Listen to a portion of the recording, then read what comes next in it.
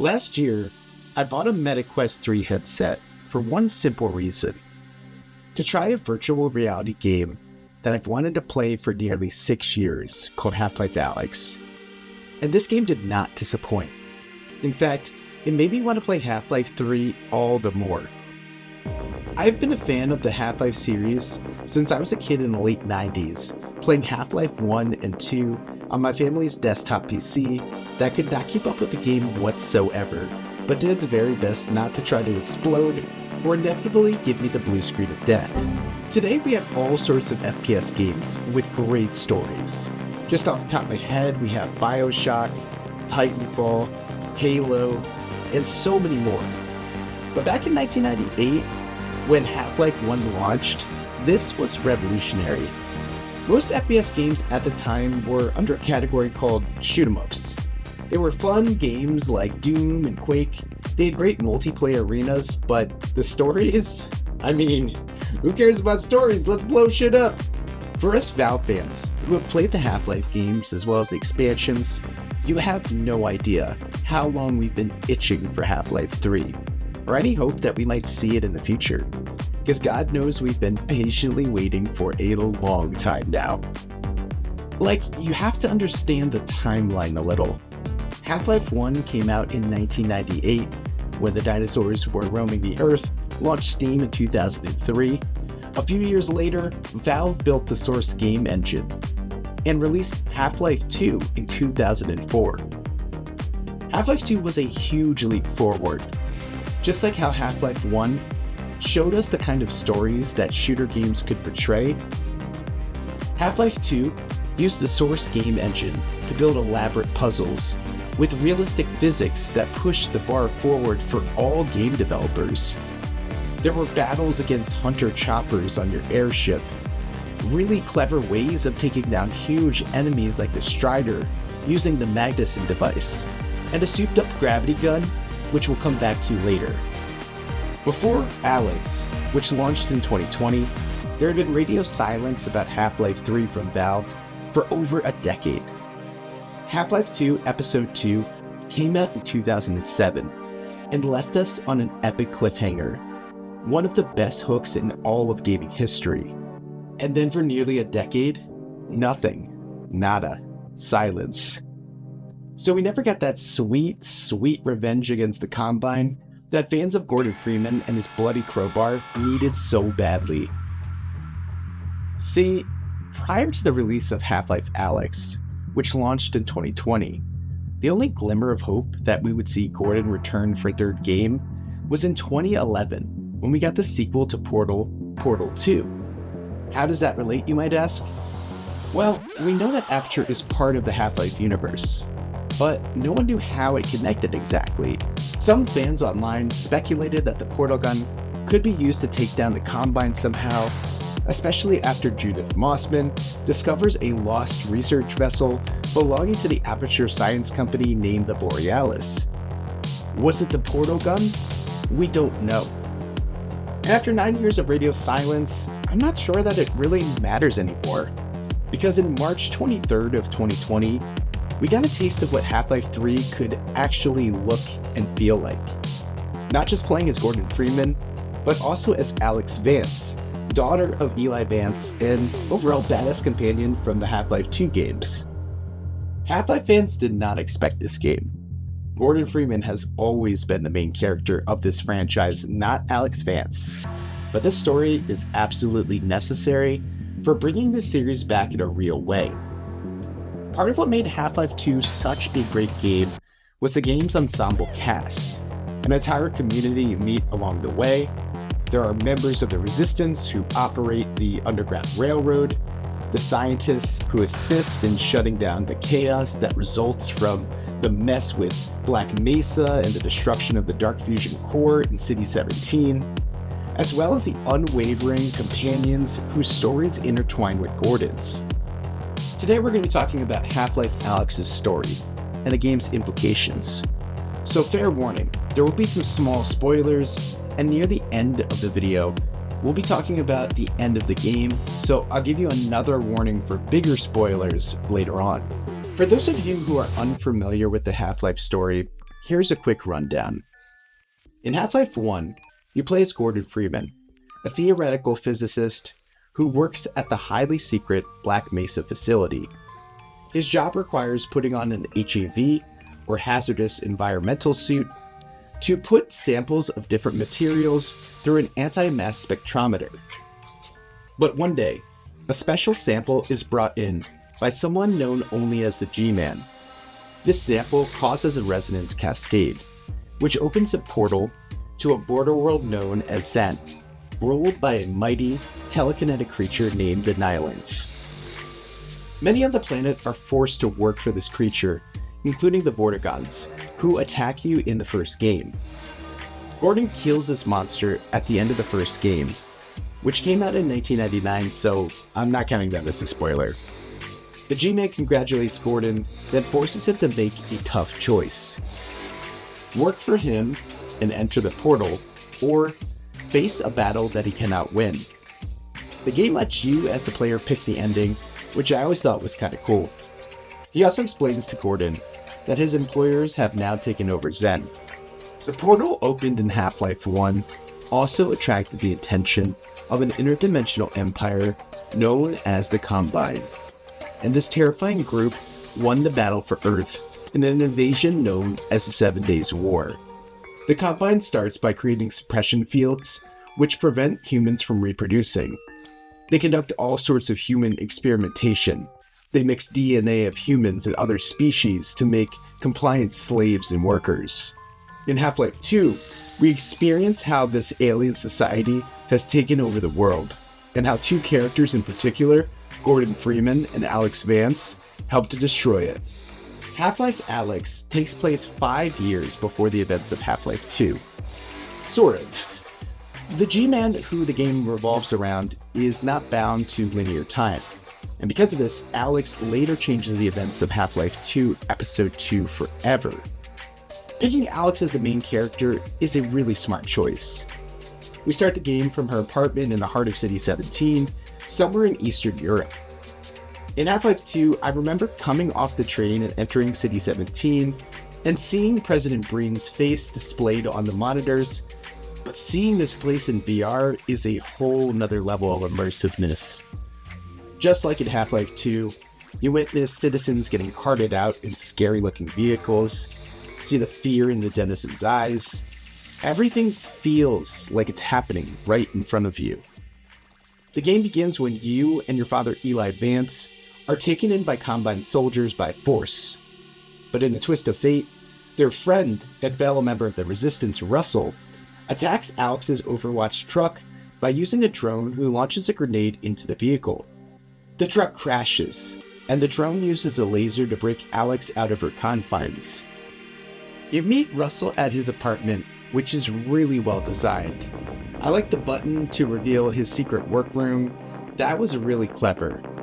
You come up with a plan to get your dad back. He's going to be sent to Nova Prospect to be tortured, and you can't let that happen.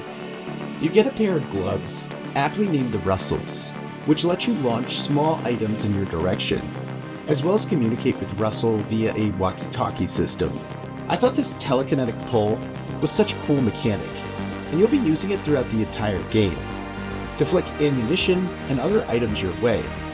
After grabbing these items, you'll have to use your controller to toss the ammo up and over your shoulder into your backpack. And when reloading your gun, you'll follow the opposite procedure.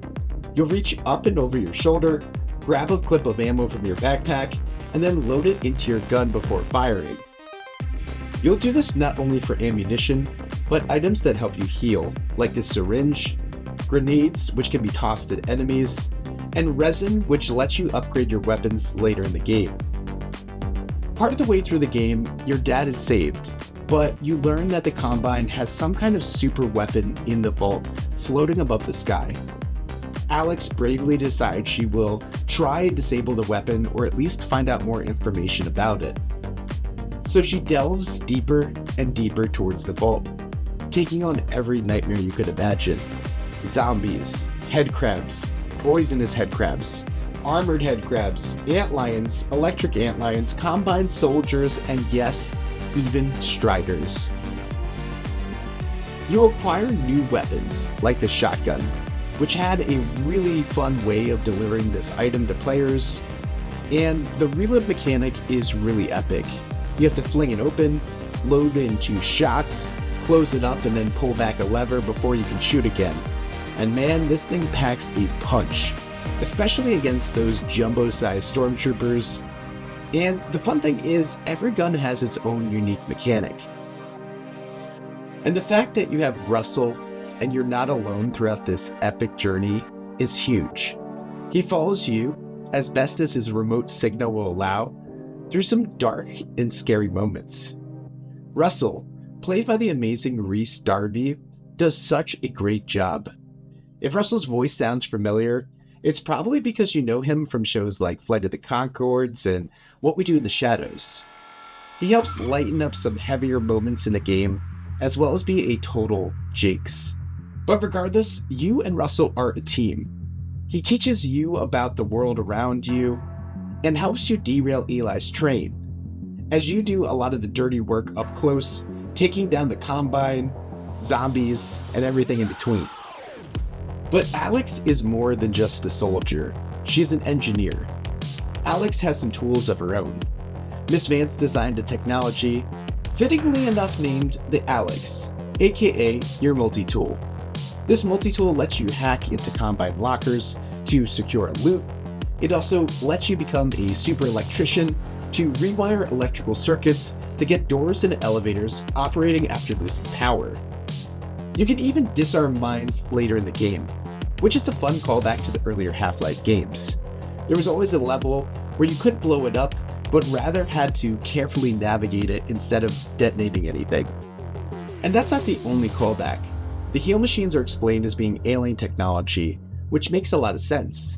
In Half-Life 2, Dr. Kleiner gives Gordon a newer version of his suit from Black Mesa, the HEV-5, that can tap into Combine energy sources, which have become all too prevalent in City 17. In Half-Life Alyx, the heal machines restore your health by using elements from a blended up antlion grub and being inserted into your hand. There are so many ways that this game makes you feel like you're right there in the action. One of my favorite chapters is Jeff, where you make your way through a vodka distillery. This level is a horror lover's dream come true. Jeff is a nightmare-inducing monster that is essentially blind but precisely responds to sound, almost like a clicker from The Last of Us. So you hold your mouth closed, trying not to cough from the spore-launching plants, all while moving Jeff around the map by making noises like throwing bottles in order to complete puzzles which allow you to navigate the factory. There is also a really cool part where your Russell gloves get charged up, which is another callback to the end of Half-Life 2, where similarly your gravity gun gets souped up before you launch Overwatch soldiers across the map and destroy the Dark Core reactor along with Dr. Wallace Breen. Alright, this is where I have to give a warning.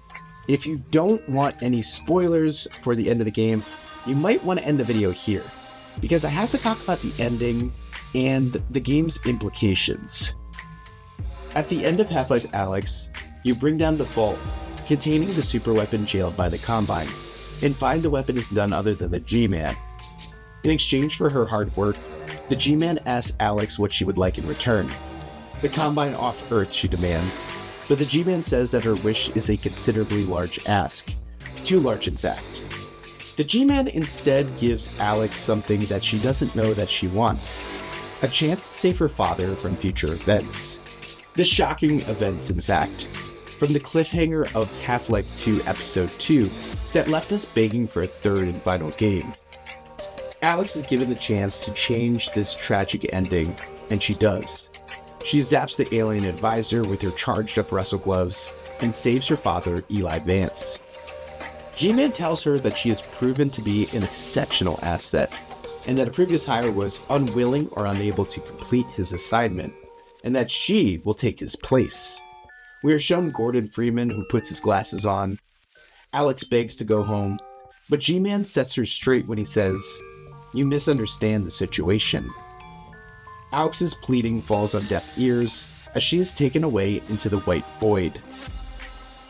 And then we see a post-credits scene, something that got Half-Life fans like myself extremely excited. The end of Half-Life 2 Episode 2 in VR, but with a twist. Eli Vance is alive and Alyx is gone. Eli wakes up to Gordon screaming about son of a bitch and his unforeseen consequences. Just then, Dog arrives at the end of the scene and hands Gordon his legendary crowbar, giving hope to so many of us Half-Life fans that have wanted this game for years and years. To me, this is Valve telling us as fans not to give up hope, that good things take time. Valve has never been in a rush, because it has always been an innovative company. They've pushed the gaming industry forward for over 2 decades now. And to build the next chapter of this epic series with Half-Life Alyx, Valve had to not only continue building innovative new game engines like the Source 2, but also create forward-looking hardware like the Valve Index, which lets you use each and every one of your fingers in virtual reality. To be honest, I really wanted to buy the Valve Index a few years ago, but I couldn't afford the nearly $1,000 price tag at the time during COVID. So a few years later, I settled for the MetaQuest 3, and still had a great experience with the game. I played the game wirelessly using Steam Link VR. I think if we ever see Half-Life 3, there may be sections where we play as Gordon Freeman, and there might be sections where we play as Alyx Vance, or Dog, or any number of other Half-Life characters. Heck, lock in Dr. Kleiner, you might be next. I imagine Half-Life 3, if we ever see it, would be about taking down the Combine and possibly saving Alyx after she saved her father, but there are so many different ways they could take the story. My question for you, fellow Half-Life fans, especially if you've lasted this long in the video, is what would you like to see in Half-Life 3? The Half-Life series has always been something that I've always been really inspired by. It's one of my favorite games of all time. Getting to see Half-Life 3 one day would be amazing, but who knows? Well guys, that is going to be it for this video, so thanks for watching.